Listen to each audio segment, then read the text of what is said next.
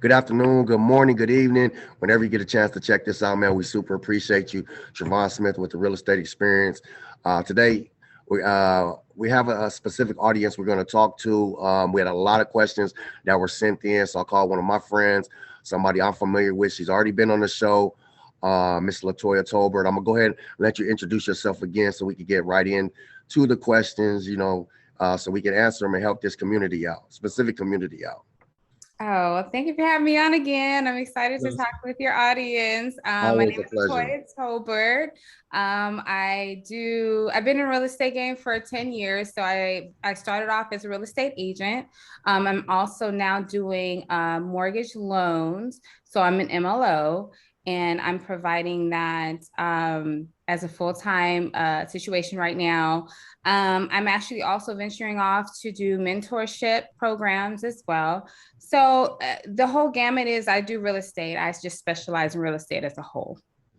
Definitely somebody I look forward to talking to that helps me with problematic situations and with my clients as well. But I want to jump right into it. As you know, we try to hold it to 15 minutes. We're going to do our best our job. So Yeah. one of the questions that I got specifically was what causes the like a tax increase in homes? And I kind of know the answer. I think we both kind of know that, but I want to hear like your specifics of because I was trying to tell people this and that. But if you can help us out and come up with an answer for that, why do tax properties have increases every year? Well, here's the thing. So everybody loves equity, right? Everybody loves equity, especially when you're putting improvements and doing renovation to your house. And say, for instance, you want to put in a swimming pool, or your neighbor is putting in a swimming pool, or your neighbor is putting an addition, or you're putting an addition to your house. It's based on the community in which you live. And what they do is every year they assess the comps in the neighborhood and adjust the taxes thereafter. So, like I said, as the property value goes up, the taxes go up Yeah. naturally, which everybody loves when their property value goes up, but there is a tag to that with the taxes as well, because obviously the more expensive the home is, the more taxes you're going to pay. So it's a double-edged sword. Well, it's not a double-edged sword. I would say it's some pros and cons to tax assessments, because you do want the value of your home. If you want to potentially do a refi or something like that, you do want the value of your home to go up. If you put all this work into your home and take out some cash out refi in your home, you do want the equity to build, but you have to understand that this is a portion of actually doing that. So that is assessed every single year. So I have two things I want to piggyback off of it. It's kind of like as well. If you sell a lot of homes in a certain year and you make more money, then unfortunately you get more taxes. So that's I love that analogy. yeah, Yeah, that's the example I try to give to people. Like if your house value goes up, your taxes increase. Yeah, I mean they're not going to let you make more money and not get their share. So exactly. that's, Exactly. the second part, man. I just remember what it was because so from what I know, I don't know if this is true or not. Let's say if they build a Costco or In and Out, all these things around you, does that kind of contribute to your taxes going up as well, or that has nothing to do with it? You know, when a community is up and coming, um, it's naturally going to basically piggyback on the equity and the desirability of the community. Is going to piggyback off of that. So you have the local government, the funds that it took to actually build those type of things to attribute to the community. They're looking at that like, okay, how much did that cost us? But then it's benefiting the people in the surrounding community. So we need to make up for the deficit of that. So we need to uplift the tax the bracket, so they have to make up for it. So what they're going to do is they're going to increase it, because the desirability of the community is going to ultimately benefit you.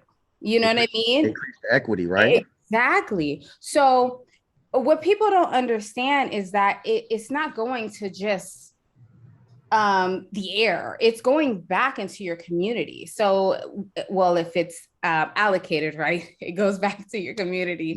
Yeah.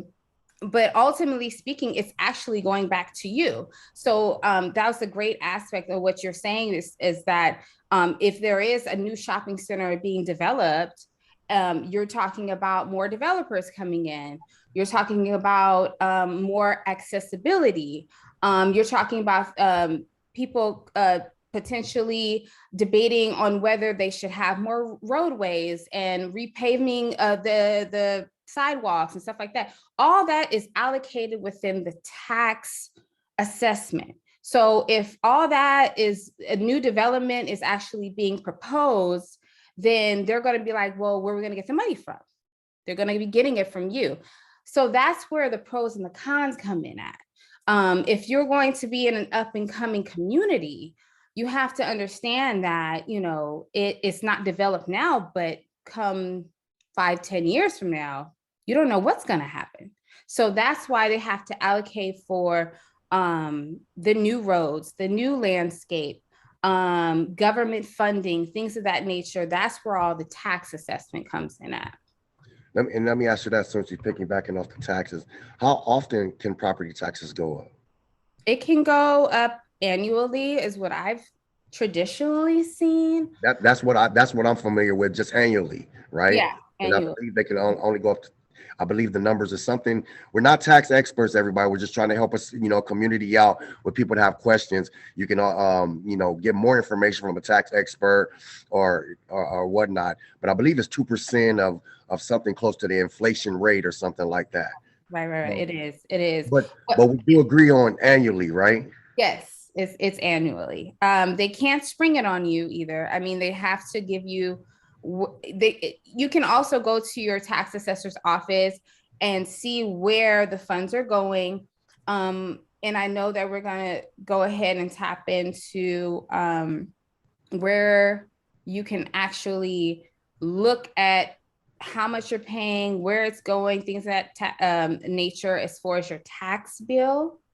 And it's important to make sure that you read your tax bill, and we'll I'm hopefully we can tap into that in a minute too, because Yeah. that's Well, important to well, understand. if we don't, we have a reason to bring you back because we Okay. only do 15 minutes, so we got a little bit more than a couple minutes left. Um, because I was reading, I want to confirm this with you.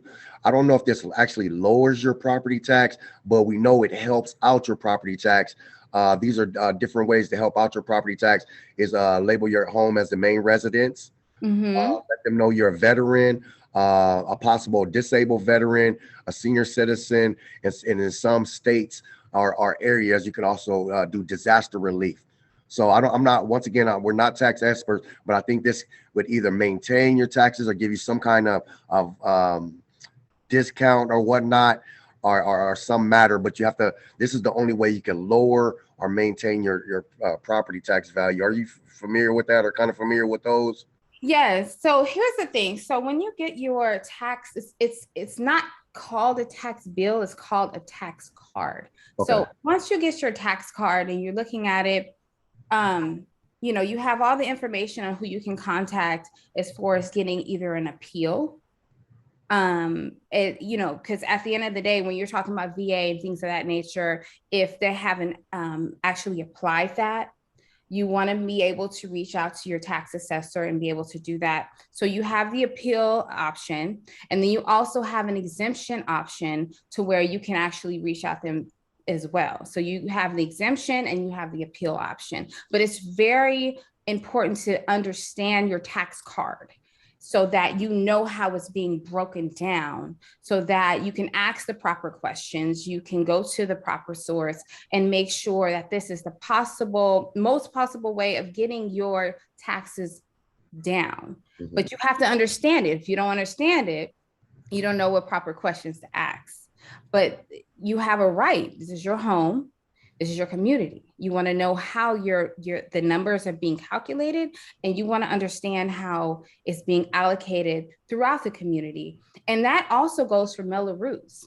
Yeah. Okay. I don't know. Do you have Melrose in your community as I well? don't believe so. Okay. So where I am, we do have Melrose. I'm not in a Melrose community, but there's tons and tons and tons of communities where I'm at that has Melrose. You have to understand that too, Mhm. because that's separate from the actual taxes, general taxes. So there's the taxes and it's the Melrose. So you have to understand that too, and where Yeah. that's allocated and things of that nature. Just knowing and understanding is your best thing. And I mean, knowledge will save you money. No, So ask questions. You can call and ask your assessor questions. definitely. Once again, if you're just tuning in, it's Travon Smith with the Real Estate Experience. We're speaking to one of my friends, family members. We talk more than a couple times a week, so we say family. Miss Latoya Tolbert. She's an MLO as well as a realtor. She helps me out with my problematic situations with clients, as well as does some lending for me and our company. Um, if you have any questions, we're gonna have all our information in the description below. Feel free to give her a text, a call, give her a little time, and give you a call back. We're trying to get into a lot of information. We might have to do it with a part two of this. I've only got a couple more minutes, so I wanted to ask this question as well. HOA fees. How often can the proper how often can they increase HOA fees? Because from what I understand is they can do it every month, they can do it every two, well, however often they do it, but they just can't go up over a certain percentage per year, which from what I understand, is 20% most of the time. Correct? Yes, that is correct. And they have to give you plenty of notice. They Yeah, can't just spring it on you. yeah. And what people don't understand about HOAs is what it's for. Okay, this is especially with new developments, HOA is going to almost be mandatory. This is regulated by the Common Interest Code um, from the department. And you're talking about the pool. You're talking about parking regulations and citations. You're talking about landscaping. You're talking about the common areas. You're talking about the clubhouse if you have one. The Um, pools that they have yeah, available. everything.